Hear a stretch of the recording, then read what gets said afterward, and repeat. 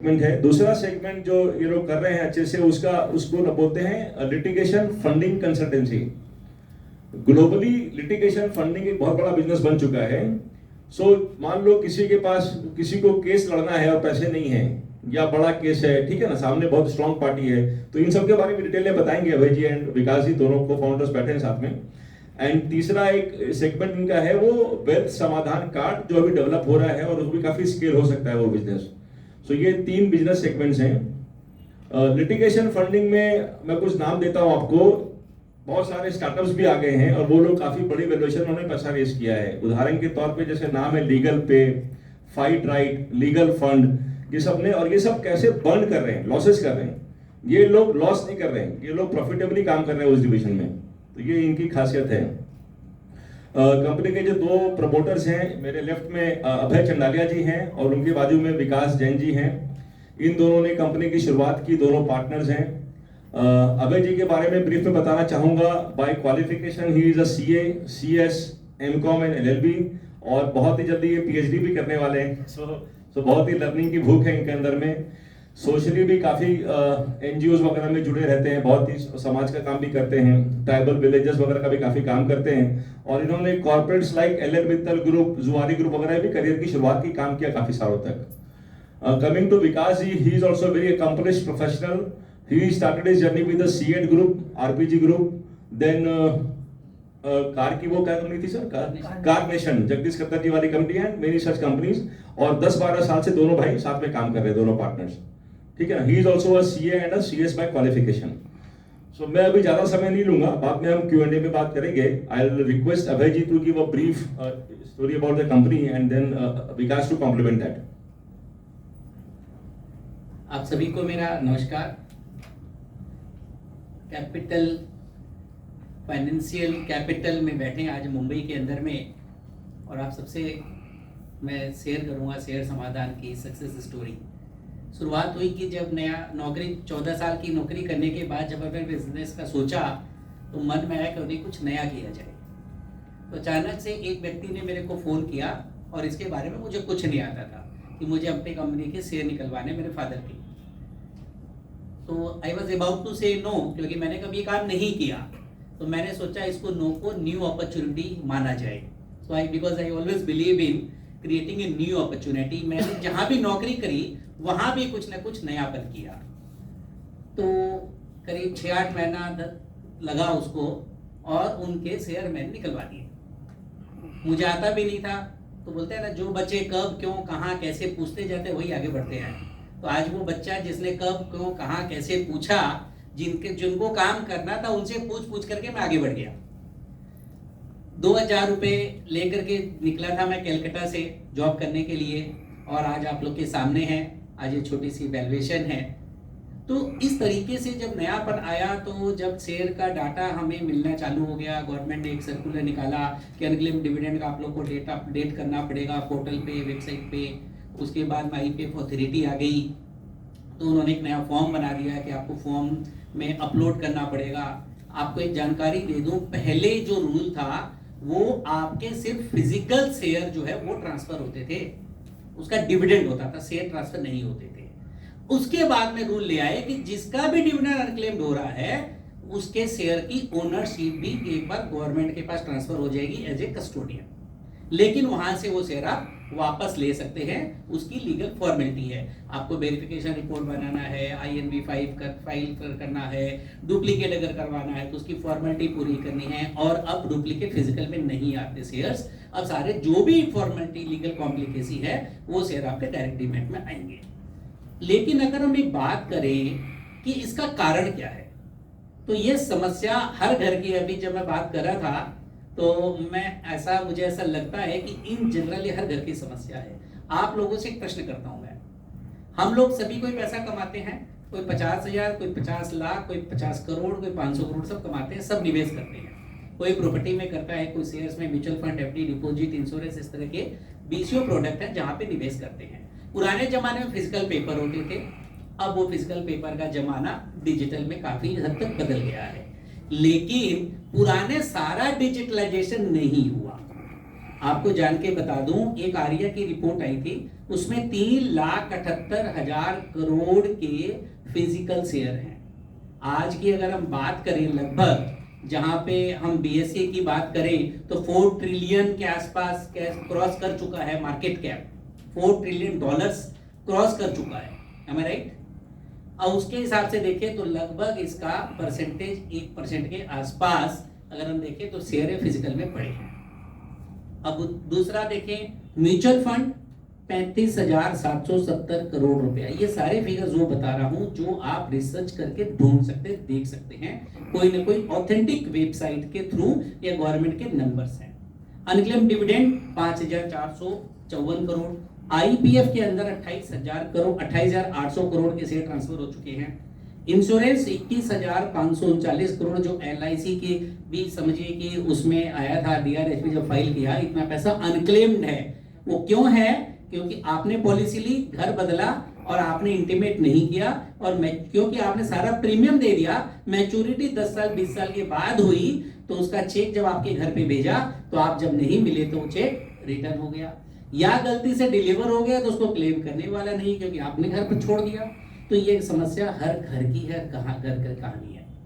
आपको एक और बता दूं, प्रोविडेंट फंड 48,000 करोड़ है, बैंक डिपॉजिट 62,000 करोड़ ऐसा है जो अनक्लेम मनी में, जहां पे समस्या आती है।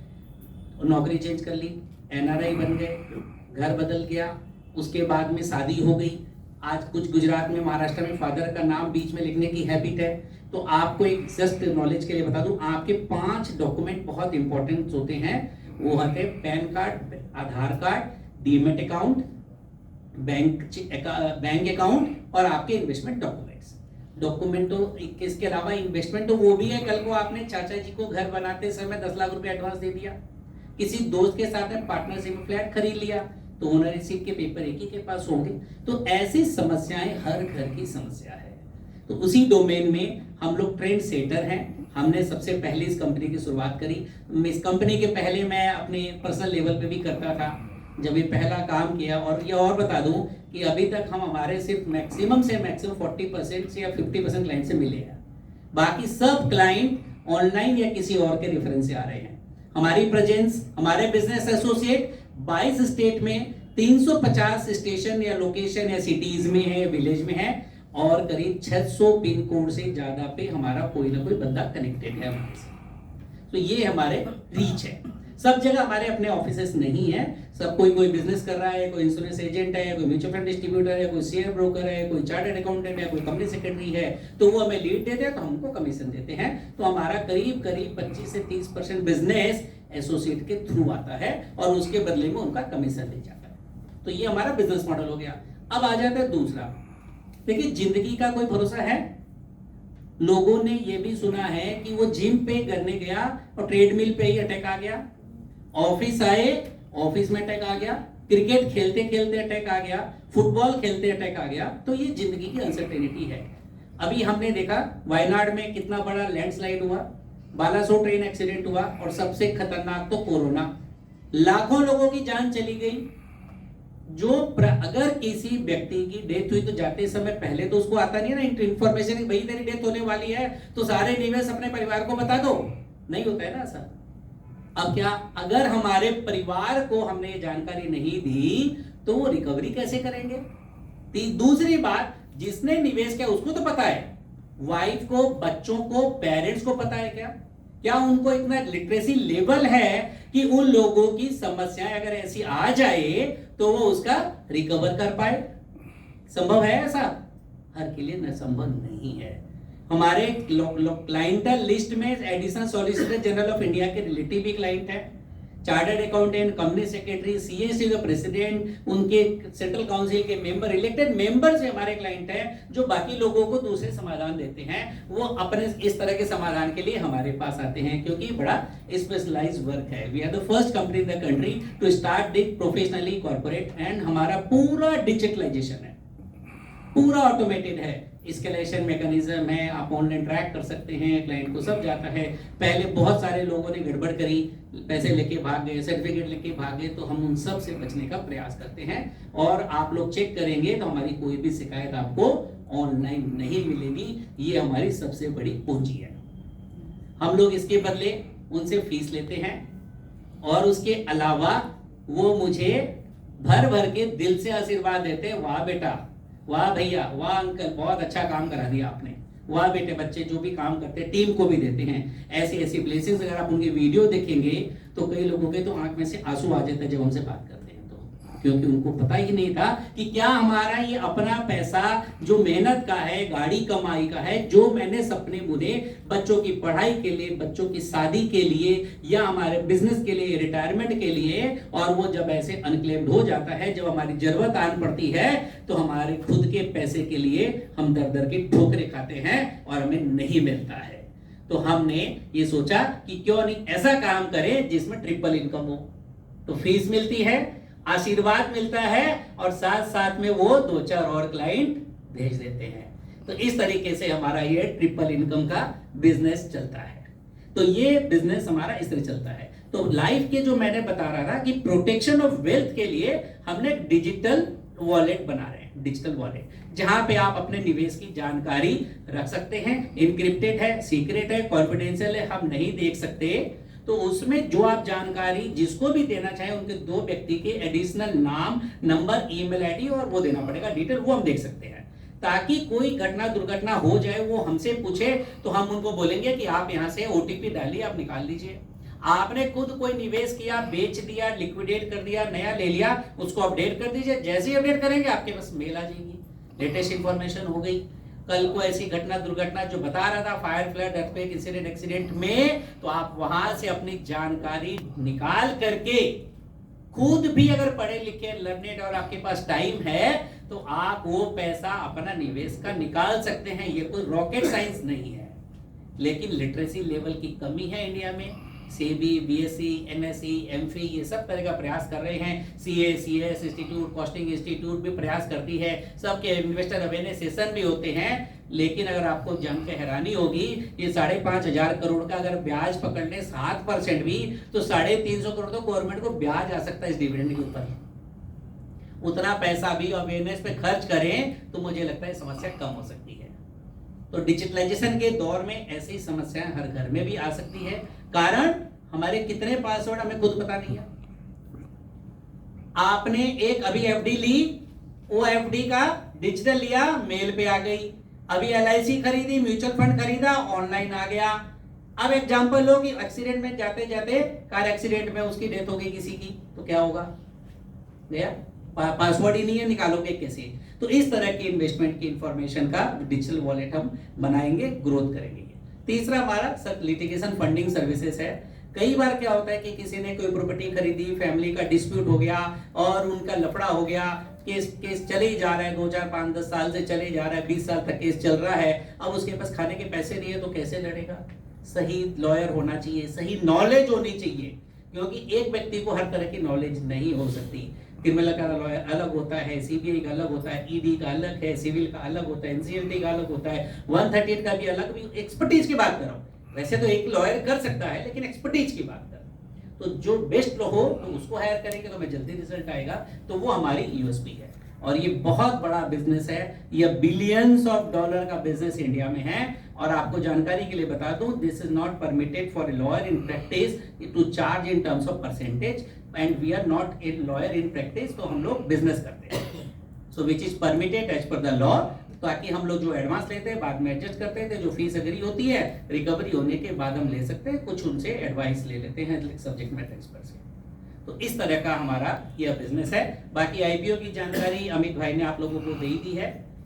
अगर आप लोग के जो भी क्वेश्चंस होंगे, I would like to answer that question. ठीक है ना, थैंक यू अभय जी। मैं एक और पॉइंट खाली इसमें ऐड करना चाहता हूँ। विकास जी से रिक्वेस्ट करूंगा कि जैसे अभय जी ने बताया कि जब काम का शुरुआत किया, अब बाद में बोलो भी साथ विकास जी भी साथ में आए, सो इनके लाइफ में ना एक पर्सनल ट्रेजेडी भी हुई। विकास जी के बड़े भैया अचानक से उनका रोड एक्सीडेंट हो गया और ये क्या समस्या होती है उस पर वो उसके फेस से गुजरे वो।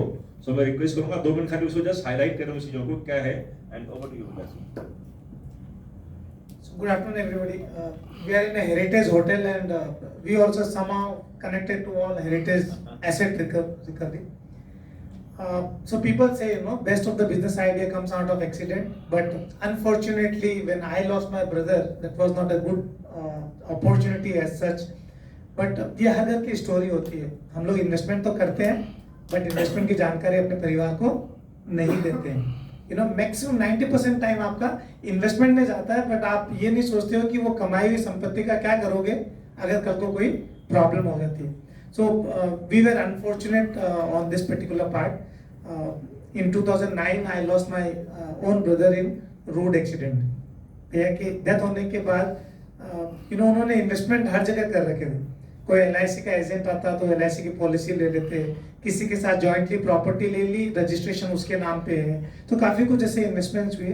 तो भैया के इन्वेस्टमेंट्स को मुझे पहले आइडेंटिफाई करने में 2-2.5 साल लगे एंड सारे हम आइडेंटिफाई नहीं भी कर पाए क्योंकि इन्वेस्टमेंट की जानकारी होती नहीं है।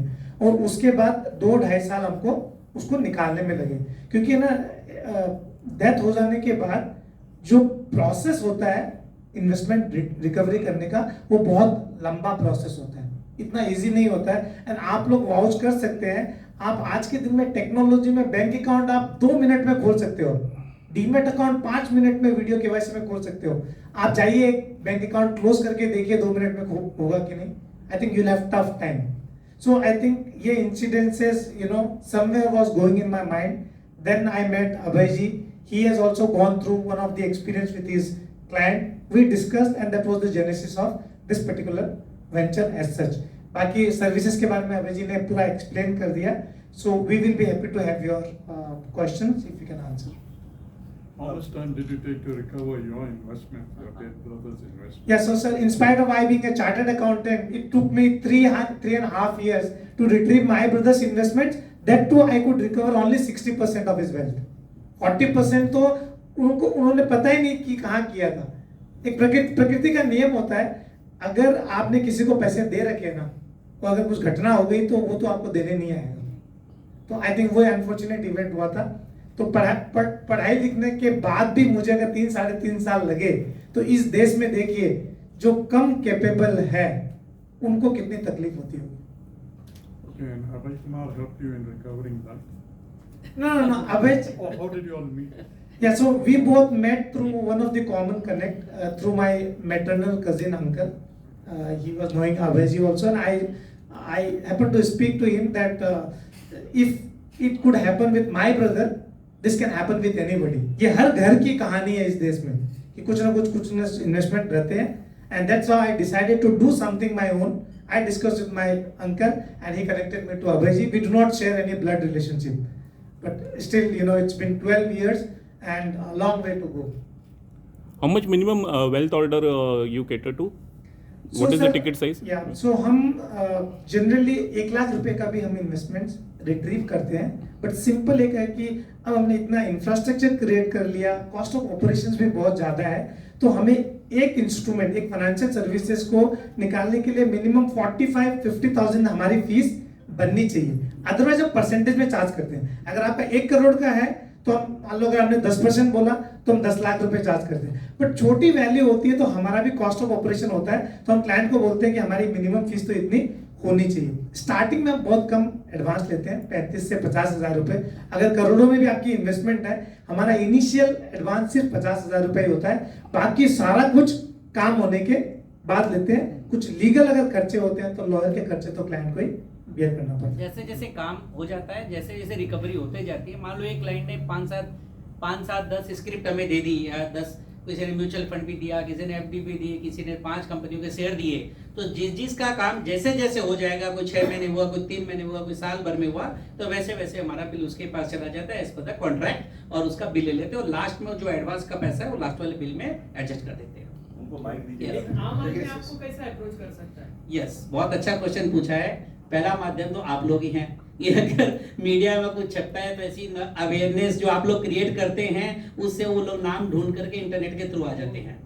दूसरा, सोशल मीडिया मार्केटिंग बहुत इम्पैक्टफुल हो गया है, गूगल एड्स चलता है, इंस्टाग्राम, लिंक्डइन, फेसबुक ऐसे आते रहते हैं। प्लस हम लोग कभी मैं नेटवर्किंग में काफ़ी विश्वास करता हूँ। I am very well connected to all business organisation, CII, FICCI, PhD, chamber of commerce, Jain community, Marwari community, CA fraternity, CS fraternity, तो सब जगह पे I keep on going and we both तो वो वहाँ पे नेटवर्किंग दोनों काम हो जाता है, सोशल वर्क भी हो जाता है, बिजनेस भी हो जाता है, सोशियो इकोनॉमिकल वर्क बोले तो वहाँ से काफ़ी लीड आ जाती है। उसके अलावा हमारे पास कुछ जो डेटाबेस है हम लोगों को अप्रोच कर लेते हैं, we go them, we educate them, then we talk to them. कई बार नहीं मिलता तो पड़ोसी बता देता है ये उसका नंबर है, कोई बोलता धोबी किसी का नंबर दे देता है, ये भी होता है कई बार, तो वो भी नंबर दे देते हैं, तो then we talk to them और उसके बाद में फिर उनको बताते हैं, कार्ड छोड़ के आते हैं, कभी उनका फोन आता है, कभी जूम कॉल कर लेते हैं, कभी ईमेल पे आ जाता है, कभी व्हाट्सएप चैट से आ जाते हैं। हमारी काफ़ी अच्छी मीडिया कवरेज भी काफ़ी अच्छी आप लोग की सबकी ब्लेसिंग से, सो उसके थ्रू भी लीड्स काफ़ी आते रहती है। बाकी we have our own sales team. आप कह रहे थे आपके एसोसिएट्स हैं, तो आप एसोसिएट्स को किस तरीके से आप अपने साथ जोड़ते हो, उनकी क्वालिफिकेशंस क्या होती है, उनकी कमीशन क्या होती है? सर, और हाँ, सर पहली बात तो हमें कोई क्वालिफिकेशन की कोई जरूरत नहीं है, क्योंकि एसोसिएट को तो सिर्फ मार्केटिंग करनी है। अब वो म्यूचुअल फंड का डिस्ट्रीब्यूटर है तो वो क्लाइंट से म्यूचुअल फंड के लिए बेचने जाता है, लेकिन उनको बताते हैं कि जब कभी भी जाओ तो पूछ लो कि सर आपका कहीं पे भी कोई डूबा हुआ अटका हुआ पैसा है क्या, तो बोलता है हाँ है, तो इधर में मेरा डूब गया, मेरे पापा का है, चाचा का है, डेथ हो गई, ये हो गया, वो हो गया। और नहीं भी होता है ना तो अपने आप ही वो लोग बता दे यार पैसे ही नहीं है, पैसे तो मेरे साथ डूब गए, अटक गए, जब आएगा तब दूंगा।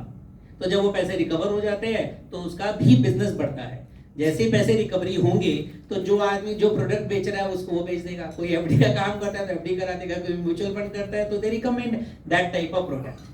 तो आप चार्ज करते हो, Yes. वो चार्जेस आप फिक्स है आपकी परसेंटेज पे 10% है? नहीं फिक्स नहीं है, fix no, it depends on the scope of the work involved in that nature. अब आपको एक केस बताता हूँ। हाँ। अब आपने मेरे को ये बोला कि आपका खुद का एक डिविडेंड वारंट मेरे पास आया है, मेरे पास शेयर नहीं है, आपके नाम की स्पेलिंग करेक्ट है, पेन नंबर करेक्ट है, एड्रेस करेक्ट, सब कुछ करेक्ट है, तो इसमें स्कोप ऑफ द वर्क कम है, तो इसमें हम थोड़ा सा आपसे कुछ नॉमिनल कर देते हैं। अब इसी में एक और आ जाता हूँ, ये वाला डिविडेंड वारंट आपका नहीं है, आपके ग्रैंडफादर का है और ग्रैंडफादर की डेथ हो गई। अब इसकी वैल्यू एक केस में पकड़ लेते हैं लाख रुपया है और दूसरे केस में इनके शेयर की वैल्यू 50 लाख रुपए है। अब 1 लाख रुपए है तो सक्सेशन की जरूरत नहीं है, 50 लाख है तो सक्सेशन की जरूरत है, सक्सेशन की जरूरत है तो लॉयर की जरूरत पड़ेगी और कोर्ट फीस भी लगेगी, और उसके बाद में सक्सेशन सर्टिफिकेट बनेगा तो फैमिली वाले ने आपने बोला कि ये तो सब मेरे को मिलना चाहिए सक्सेशन सर्टिफिकेट से, लेकिन भाई ने ऑब्जेक्शन लगा दिया, नहीं नहीं नहीं, ये तो दादाजी तो मेरे पास रहते थे, उन्हें तो मेरे को बोला सब दूंगा मैं, तो दूसरे वाले ऑब्जेक्शन कर दिया, नहीं नहीं तो बोला था आपकी बुआ ने बोल दिया, तो उसमें कई बार डिस्प्यूट में टाइम लग जाता, तो then you need to spend money on that legal complicacy also. तो ऐसा अब किसी का हो गया, अब नाम की गलती रह गई तो आपको गजट नोटिफिकेशन कराना पड़ता है। तो इस तरीके से वो हम एनालाइज करते हैं what is the scope of the work. अब एक बात प्रोविडेंट फंड की, अगर आपने जहां पे नौकरी करी कंपनी बंद हो गई तो लोग तो समझते हैं पैसा मिलेगा ही नहीं, ऐसा नहीं है, ये पैसा गवर्नमेंट के पास में है, गवर्नमेंट से आपको मिलेगा। Yes, I could answer your Yes, question. and how much commission you provide to the associates? Sir, up to 16%, it is 10% of our fees. अगर किसी क्लाइंट से हमको 15% मिला तो 15% का 10%, 1.5% we will give to the उसने क्लाइंट ने अगर मेरे को उस क्लाइंट ने मुझे 20% दिया तो 16% तक हम लोग 10% देते हैं, तो 1.6 और 20% दिया तो 16 से एक्सेस कितना हुआ 4% का 50-50 कर लेते हैं, 2% उसको दे देंगे तो 2 plus 1.6 is 3.6% commission total he will get, and out of 20 minus 3.6 is equal to 16.4 we will get, Okay, thank you. Plus GST extra है। सर लेकिन आम आदमी के लिए आपने बोला है जी। तो 50,000 is your minimum cost starting 50 उसमें देखिए अगर कोई बहुत ही नीडी पर्सन है तो कंसीडर कर लेते हैं, एकदम ही पता है किसी का 50,000 हो, मतलब ऐसा हो सकता है किसी का मतलब टोटल पोर्टफोलियो 50,000 हो तो यू चार्ज परसेंटेज और सर तब हमको पोसाएगा नहीं। अगर आपका 3 4 5 कंपनी है तो वो बिल्कुल नहीं पोसाएगा। सिंगल कंपनी 50,000 है, बहुत नीडी है, not well to do earning नहीं है, तो उसको कुछ कंसीडर कर देते हैं, because we are not only money mandate, we are socio economical person sir. Okay sir, one more thing, this is very unique model. Yeah, thank so you, मतलब sir. अपने इंडिया में मतलब how many companies are doing such? है करीब 5-7 कंपनियां हैं India में जो इस तरह का काम कर रही है। इन सब ने हमारे मॉडल को हमें ही देखा। We are the first company which is working with the technology, with system, professional management, everything. Just to add on this, we as a company आपको शेयर समाधान नाम सुनाई दे रहा है, बट हम सिर्फ शेयर का काम नहीं करते। आपके किसी भी फाइनेंशियल एसेट क्लास में ना, shares, PF, insurance, unclaim, inoperative bank balance, तो इंडिया में at least we have not come across a company which does all asset class. तो शेयर अभन जी ने बोला जो 4-5 कंपनी है शेयर से रिलेटेड आपको 4-5 कंपनी मिल जाएगी, बट आप बोलोगे कि पीएफ से रिलेटेड, तो ऐसी कोई company at least we have not come across which deals with all asset class, financial asset class and properties, और फिर लिटिगेशन फंडिंग कंसल्टिंग भी करते हैं. So at least we have not come across on a professional front. Segmental wise company मिल सकती है. Sir, what is the YOY growth in your customer base as well as business? And do you have any tie-ups with some institutions? Do you have institutional clients as well? Yeah.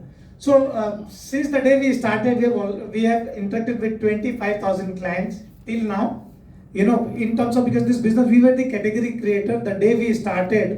इस business में trust create करना बहुत जरूरी है. सो इतने सालों में जो ट्रस्ट क्रिएट करने के बाद you would see last 2 years, last 3 years, in fact our jump FY23 और FY24 में भी आप जंप देखोगे तो 250% जंप है.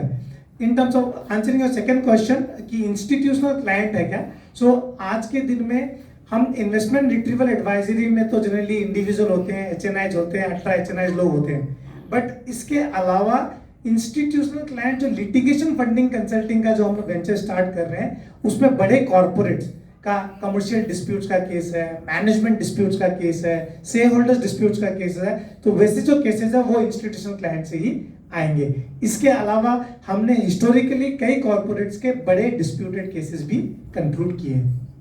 You mentioned property litigation also. Yes, Yeah. yeah. All asset class. Property means real estate. Yeah. Real estate dispute. उसमें फिर ticket size काफी कुछ हम देखते हैं कि क्या है क्या नहीं है. And just to add, Vikas ji, to अपने institutional, one more thing I can add on his behalf, institutions like Motilal Oswal, SMC Global, इन्होंने बहुत सारे partners ही बना लिए हैं इधर में. Yes, yes, we have tie-up with them. तो they take long time to get on board ना, तो बदले भी उनसे सबसे business शुरू हो गया.